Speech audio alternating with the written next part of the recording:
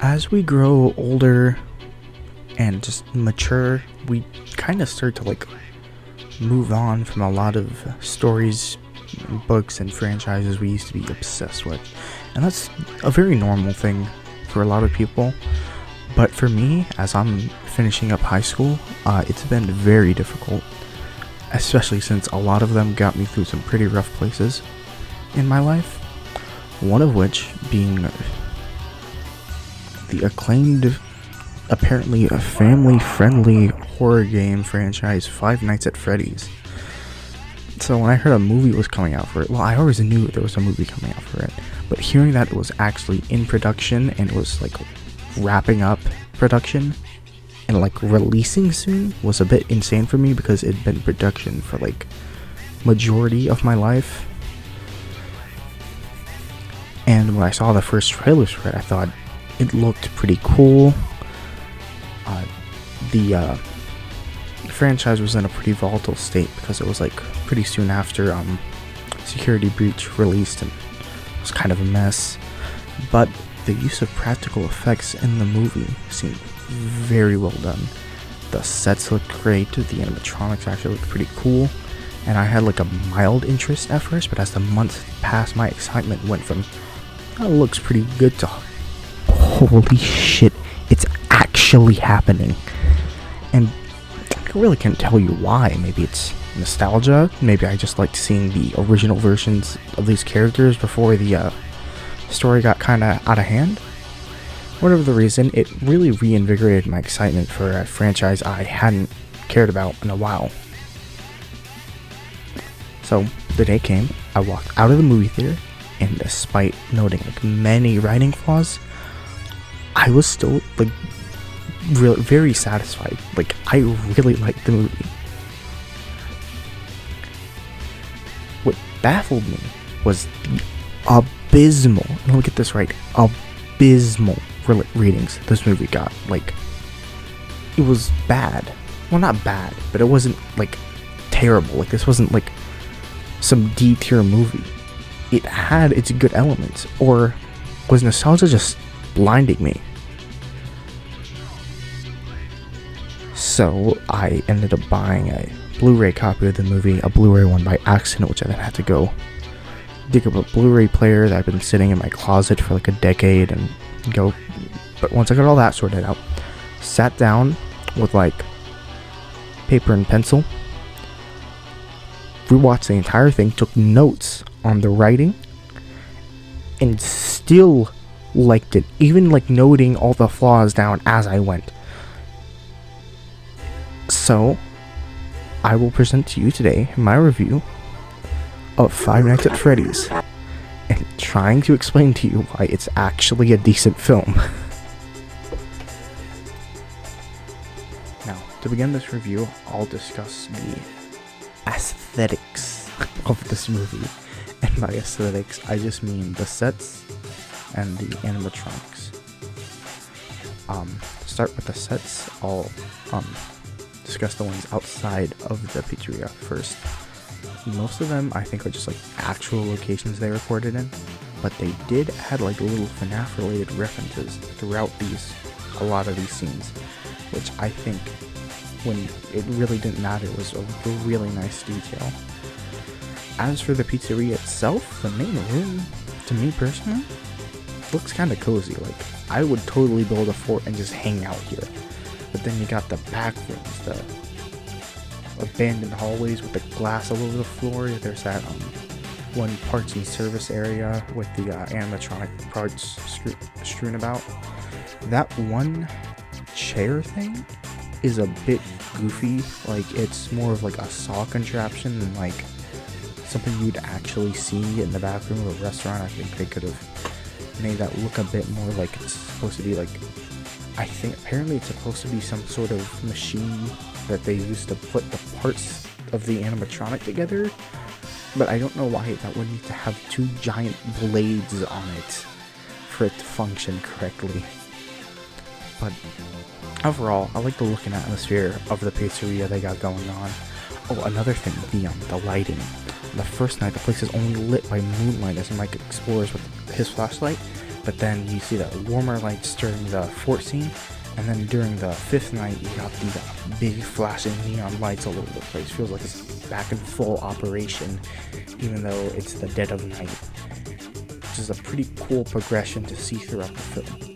It's almost like as Mike is uncovering these secrets, the place is becoming more alive in a sense. I feel like the scenes could have used the manipulating shadows and stuff, sort of like the original games did. But honestly, I do kind of appreciate the way that they use the lighting to sort of represent the story progression. Overall, very cool sets. That's right, gamers. Freddy Fazbear is real. The fact that even went out of their way to get real animatronics made by the Jim Henson Company rather than just using CGI, where like I don't think anyone would have complained in the first place, is just goes to show how, even though they kind of botched the execution, the people who made this movie did care about the franchise they were working with. I'll start by talking about the costume actors that they use for a lot of the scenes where you see the animatronics walking around. They do a pretty good job of making the characters move and feel stiff and robotic, but it genuinely cannot compare to the one scene there's a handful of scenes with Foxy, who is the one like full puppet animatronic they have in the movie. And my god, he is the like jerky, unpredictable movement is just so terrifying. It just gets under the skin in the right way. I really don't know how to explain it other than that. It just really is terrifying. It really does capture the original like uncanny feel of like those old Chuck E. Cheese animatronics, that like the old footage you see of those, just like the actual ones, not those like shitty scary VHS tapes, like the actual like terror of those somewhat. Obviously, I think the red eyes during that scene make it feel a little over the top, but definitely not enough to ruin it. It's not that bad as some people would say. I'd also like to take the time to point out that there are a lot of suits that are like on screen very briefly, but still have so much like love and attention put towards them. Specifically Ella, like her costume is like extremely detailed. I also believe that there were a couple costumes or like fallen animatronics that were in scenes that just straight up got cut, and all that work and like those physical suits just never got to get used.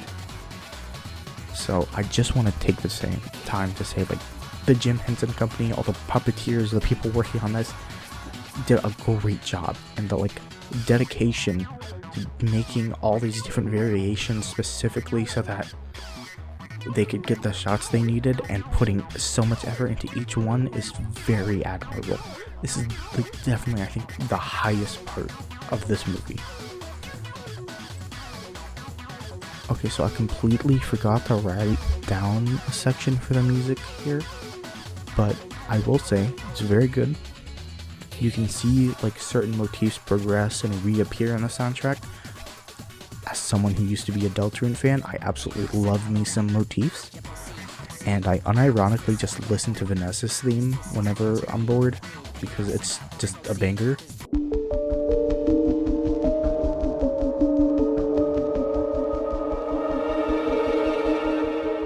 I think that'll do it for our brief tour through the aesthetics, props, and physical production stuff in this movie.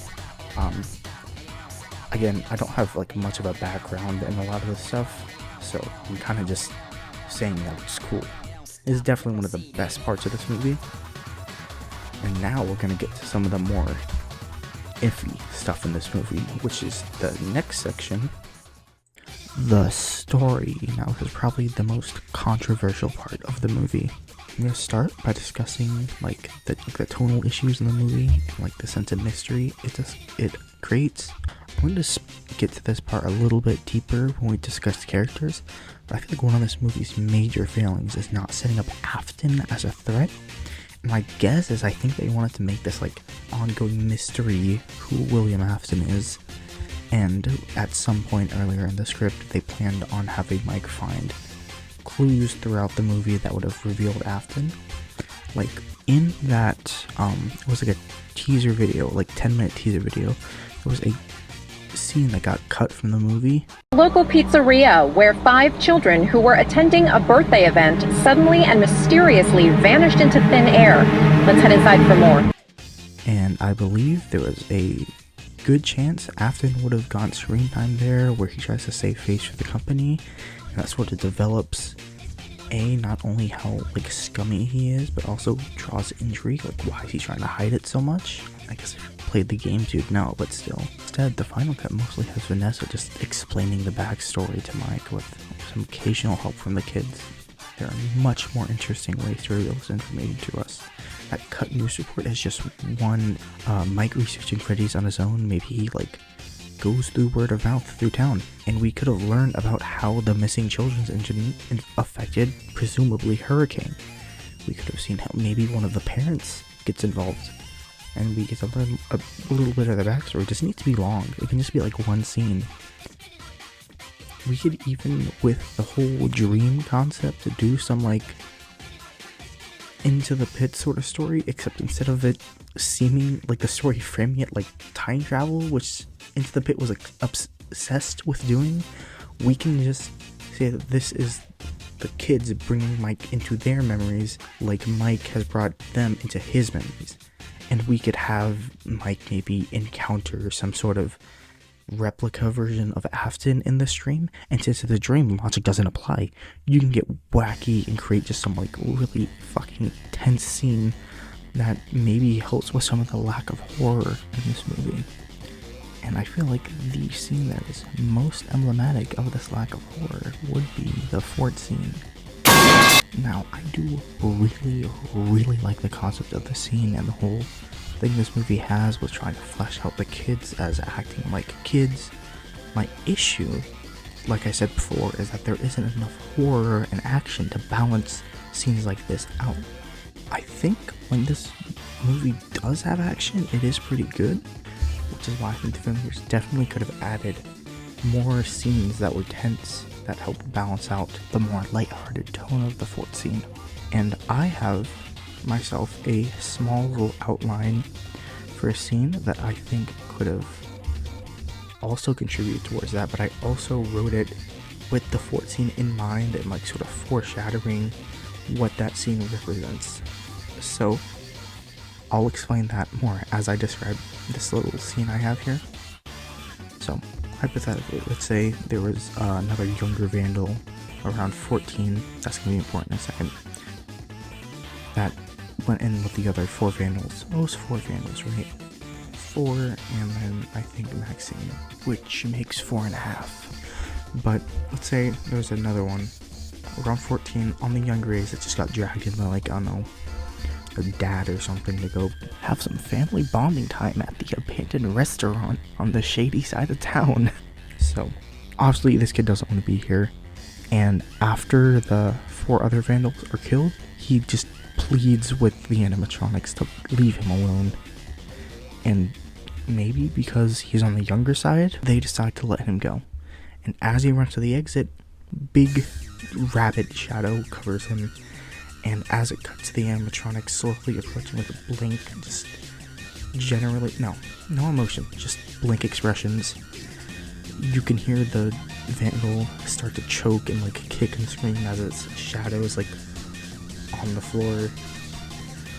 And then you hear Afton just laughing. And I need to stress this enough. Afton is just enjoying this. He's laughing. He's like taking his sweet time killing this kid. This scene should cement in the viewer's mind that Afton is a fucking asshole. You could argue that the animatronics only killed the vandals because they were committing a crime. This kid wanted nothing to do with it, and Afton is killing him brutally anyway. And this should help the viewer, A, be terrified. This presence is way more threatening than the animatronics. We've now established a hierarchy. There's something more to be afraid of, so that when the fort scene comes around, this can be like a point of tension. After this poor kid is well and dead, Afton turns to scolding at the animatronics, telling them that if anyone lets anyone know about the pizzeria, the hauntings, and all this stuff, that he would, which obviously is going to be irony and foreshadowing for the big reveal later. Like I said before, I think it gives us a reason to be scared of the yellow rabbit, gives us a reason and a point of tension during the fort scene, since we know that there's something that's a threat to the animatronics and Mike and Abby and everyone else. This could even be brought up during the fort scene, where maybe instead of Abby just exploding at the end of the scene ends due to the animatronics getting worried that Afton is gonna, fuck their shit up if they don't get Mike and Abby out of there. So they try to get them out of there in a way that somehow maybe harms Mike or Abby and builds tension between them. And also builds tension with the viewer because, there's something worse out there. So that scene doesn't entirely remove the element of horror or completely destroys the monster in the movie, because now we sort of move the baton from the animatronics to Afton as the main threat. But that's just my 2 cents. I also think we needed more actual action scenes with Mike and the main character specifically. Like I said before, the intro scene and the break-in scene, very great at building tension, and I love the way they use sound and all the other cinematic techniques to create horror, even with the restrictions of a PG-13 rating. But these people are just random people, they're not Mike. We need to put Mike in the center of the action more. Or hell, just make the scene at the end where he breaks in back into the pizzeria actually tense by not giving him a fucking gun. It's a taser, but the context of the story is effectively the same thing. Let's look at it this way. In a lot of the main Fnaf games, you'll have your phone guy, he mentions stuff about the way the pizzeria works, and then you use that to your advantage, right? Raglan mentions this pizzeria has faulty wiring. Maybe instead of Mike just pouring water and tasing Freddy and Bonnie to stop them, he has to unscrew an electrical panel behind the stage and tosses wires into the water instead. You've got tons and tons of potential for great action there. You could have him get seen at the last second as he's trying to rip the thing off, and he's got you could have him on the last screw. Freddy sees him, and you got this tense scene where he's trying to pull the thing off right before he gets killed. There's so much more potential when you remove the tasers and put the characters at an actual disadvantage that draws the viewer in and actually makes them invested in the scene. Like I said before, the movie is good at doing this, but they didn't put Mike in that situation, the main character that we care about. It's something the film desperately needed to do. Now this is where the movie shines the most in the writing department, in my opinion at least. 3 out of the 4 major characters in this movie, I just love the way they're written. Mike, Abby, and Vanessa are all extremely engaging characters, and I think for the most part they all revolve around the movie's main theme and plot points pretty well, and they do it in their own unique way. I'll start by discussing Mike. The scene makes the viewer invested in Mike's history, and it follows it up with a few answers soon after, but leaving some for later in the movie. I like the symbolic meaning behind it, as we see Mike repeatedly revisit these traumatic memories, and it begins to manipulate him more and more before he is eventually able to wake up and become conscious of the people in his present. And I kind of like that. I think it's a neat idea, and having the ghost kids come in and reveal information to him through it is pretty cool, but I like my idea better. The kids also bringing him into their memories too. That would have been a cooler way to reveal more information to the viewer and to Mike. Also, another thing I think a lot of people liked about this movie was the sibling dynamic between Mike and Abby. And while I do really like the way that their bond builds throughout the movie, and as Mike starts to realize that there are people around him now that care about him, and that he needs to move on from the past, I kind of don't get Abby's whole character arc throughout this film. At the beginning, she's antisocial and sits in a corner and draws. She just like me, for real. and then she befriends some dead children and robots, and then she's able to make real friends now. I mean, honestly, I think it could be that it's supposed to be like, because Mike has learned to open up to her and show that he cares for her too.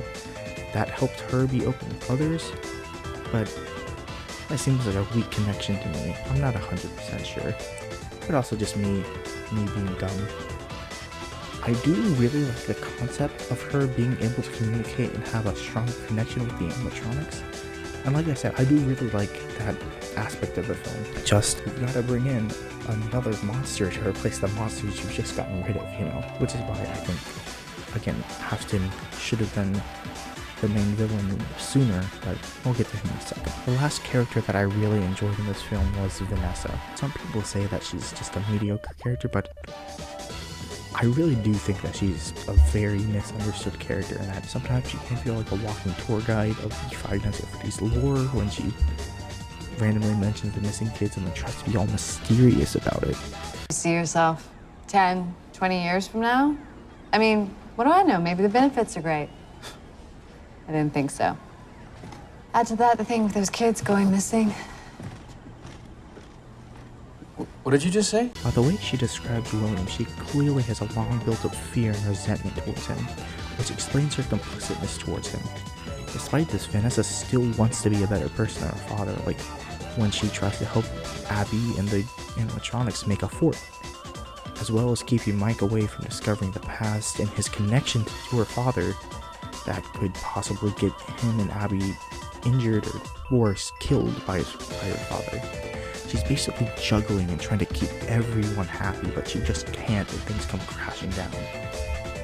Her desire to help Abby get the childhood she could have makes her realize that she can't just sit by and settle for being forced to break her own morals. She actually goes and stands up to her dad, but I think that's kind of fucking badass. I mean, sure, she gets stabbed, but like, she shot him, so I think like, it's just kind of movie bullshit that he isn't dead. Like, I mean, no way you're telling me that the spring locks didn't get set off by a fucking bullet. Like, what the hell? Although she does kind of act like walking exposition at times, her character arc is very compelling, and I love the unique way it ties with the main themes of letting go of your past. Now, for the worst written character, and honestly the most detrimental mistake I think the filmmakers made, I'm genuinely baffled how they set up William as a great fool to Mike, got an incredible actor to play him, and then didn't have him appear like at all. He appears at the beginning and then a couple minutes at the end, and that's it. And let me emphasize this, whenever Afton is on screen, I love the way they bring him to life. As Raglan, he feels like a somewhat disconcerting businessman, but then when he's Afton, he's like this twisted carnival ringleader who's controlling these kids. He feels like a control freak. And with the way Vanessa talks about him, and even the way that he gloats about himself in the employee training video, it really builds him up to be this egotistical maniac, and I genuinely love that. They even mention early on that the owner wasn't ready to let this place go. They could have made William a great parallel to Mike, showing what happens when someone is so deluded in the past, they just lose everything. Maybe William killed the kids out of frustration at his failing business, trying to chase the same sort of high he got again when his restaurant was successful and there was people running in and he was getting fat stacks of cash. But then he learns he can keep them there and put on his own twisted show that gives him control and feeds his own ego. Maybe. There's a lot of potent ideas with his characters, but they don't explore any of them. He literally just shows up in the first 25 minutes, then dies in the last 25 minutes, and that's it. Aside from a little bit of foreshadowing, we really don't get to see this guy do the twisted things that they claim he does. And like I said before, when he is on screen, I really like the way he's written. They just needed him to be on screen more. Now, the animatronics themselves. I do quite like the approach they took here. Fleshing them out as actual characters allows for some of the more unique aspects of the Fnaf story to show itself off to general audiences. Although I think they could have explored this a bit more. We could see the individual personalities of the kids a bit more, and maybe there's even some conflicts between them, which is something I'll talk about later. While some people would say that giving them a more childish personality is bad, I think it can contribute to the horror aspect, which the movie was severely lacking in.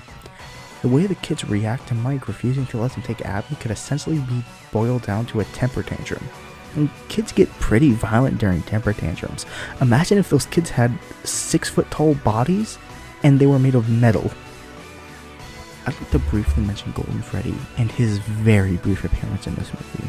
I really think they should have spent some more time building him up as this mysterious paranormal entity as opposed to the physical bodies that the other kids possess. He almost could have acted like a guardian of the pizzeria specifically. Maybe they could have increased his involvement in the story if he were to like manipulate the lights or lock doors to keep Mike from learning certain information. Like, for example, maybe he locks the parts and service room so he can't find the bodies of the vandals during that one scene where he's trying to clean up the pizzeria. Or the lights shut off and then the door is closed, and then later when the viewer sees that Golden Freddy disappears and the light flickers as Abby enters the pizzeria, the viewers can be like, oh, that Golden Freddy guy must have been the guy that was manipulating all the lights and stuff like that. And then that sort of gives a good payoff to the mystery of why all this stuff was happening with the pizzeria specifically. I think they kind of tried to do this with that one scene where the Toreador March wigs Mike up. I think they should have had more paranormal events like this happen throughout the film, and maybe even emphasize that they're tied to the kid with the brown shirt specifically, so that Golden Freddy can have more of a special role and he doesn't just feel like he's a brief cameo.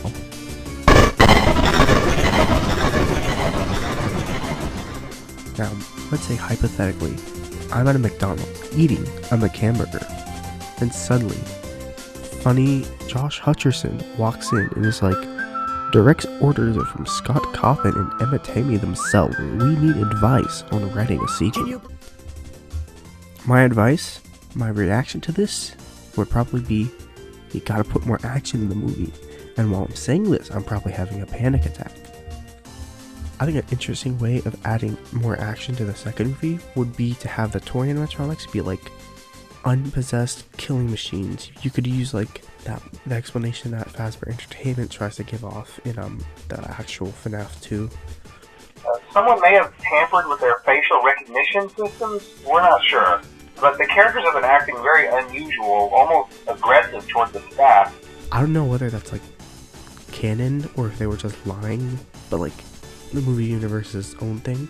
I think this way you have more action sequences, but also not having to get rid of the characterization of the original kids, and we can still play with a lot of those concepts in the second movie.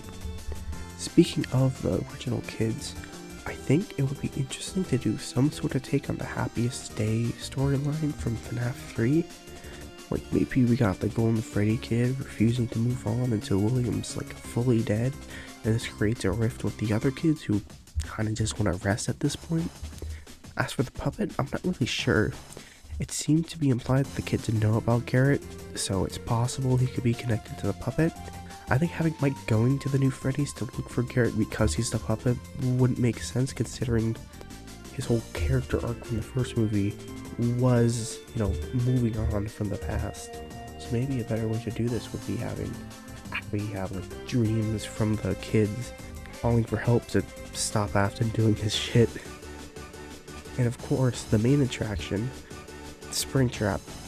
I think this movie, or the first movie at least, was fine being PG-13, but if you want to faithfully adapt Springtrap, you're going to need to push that to like an R rating. Now, I don't think the horror in this movie should rely on the gore. It should rely on the more uncanny aspects of the FNAF franchise, but it doesn't mean it shouldn't not have gore in it, especially when it comes to Springtrap. Springtrap should be like decently mutilated so the audience understands why William is like fucking pissed at these people. Springtrap's goriness should be the exception, not the standard for the sort of horror in this movie.